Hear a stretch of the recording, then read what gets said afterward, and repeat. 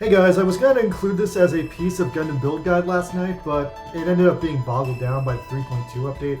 Long story short, I reviewed the entire first season of Gundam Build Real, and it wasn't that great. My prediction that it was going to be slightly worse than Space Dandy was completely true. So, in case you've never heard of this, Gundam Build Real is a 6-episode, half an hour each, straight to the internet live-action Gundam show. It is the first attempted live-action Gundam show ever made. It came out this year, 2021, and it's also been developed in the same year that America is working on a live-action Gundam movie, so Japan had to beat us to making the first live-action Gundam, although their attempt is not that great. Now, the show takes some heavy plot ideas from Gundam Build Fighters and Gundam Build Tri.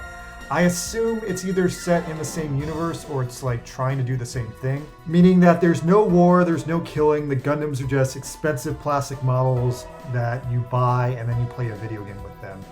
While I thought the first episode had some major potential, what I wasn't expecting was a massive downside in quality and the length of the battles from the second episode on. Considering that every episode revolves around a spectacular VR Gundam battle, I'm completely shocked that despite the show having a seemingly high budget, they would kind of scab out on those, seemingly only going in all the way on the first and last episodes. Now, even though all the battles consist of very basic protagonist Gundams fighting other protagonist Gundams, the main series rival rocked the Char Zaku, and there were some differentiations throughout the show where a lot of the Gundams had different color schemes and pretty interesting customized weapon loadouts. Now, the show wasn't all out terrible. There were a few cool moments, like the fact they built a bunch of brand new weapons for the Gundam and the Zaku to keep it interesting. And it culminated in the point where the crux of the season was that both protagonist teams figured out that they could build a double bazooka by combining two bazookas and a shield to stick it together to get an unfair advantage over each other. But was it actually fair since they both figured it out in the end? Who knows? The other thing was there was a really awkward divide between the girls and the boys throughout the entire series.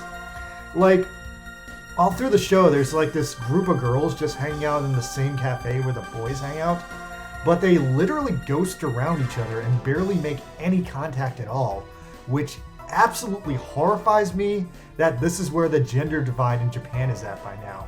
Because it was bad when I lived there 10 years ago, but this is kind of like disturbing.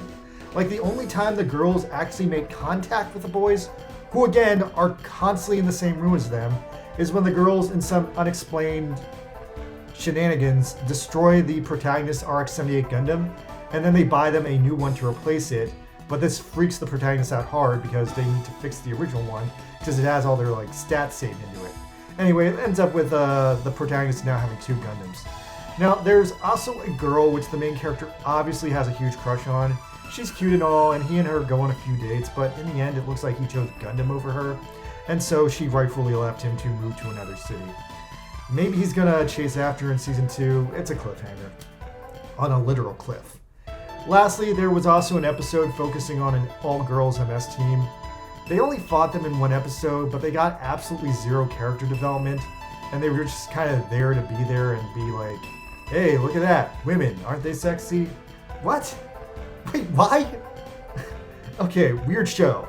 Anyway, I'm a pretty huge fan of the Gundam Build Fighters series. In fact, Build Fighters Tri actually really touched me deep down inside because it felt like real stuff from my life happened in that series at points. Like, straight up, my favorite part of Build Fighters Tri was when they were all like going to the con or whatever and they were singing Anime Janai, because I had that moment in my life and like I could relate to that. This series though, it just wasn't as good. Like, I also have to call major bullshit on the fact that at one point these characters go from their Gundam houses to eating at a local restaurant where everyone talks about Gundam to their Gundam battle tournaments. And damn it, as much as I religiously love Gundam, I gotta say that's ridiculous.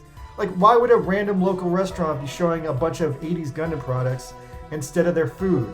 I mean, that's too much, man. Like, you've ruined the solidity of the reality. I think what ultimately really killed this show for me was just too much awkward Japanese child acting, because the acting's just kind of subpar, even for a Japanese show. Like, I've seen some good Japanese shows in my days, but it just seemed way too true to life to see a group of antisocial, awkward gunplot nerds going all out for Gundam ignoring girls and just kind of being like slightly shallow. It was very depressing in a meta sort of way. Honestly, in the end, I just kind of lost myself trying to figure out where they filmed it. It looks like they filmed it in the middle of nowhere, some kind of beach town. I'm guessing on the northern part of Japan based on the trees. Who knows. Anyway, Gundam Build Real. How would I judge it? I hate to do this, but I gotta give it a 4 out of 10. Just because, like, it really brought very little new to the table, and it was inferior to any anime version of Gundam, even the anime build series, which it's trying to trope on. Like, I can't really like say there was anything cool about it except for the couple of live action Gundam battles, especially the one in the first and last episode where it seemed like they really tried hard. Alright, yeah, anyway, that's all for me today. I'll be live streaming later to do the story missions in Gundam Breaker Mobile, so stay tuned for that, guys. Alright, thanks. Later.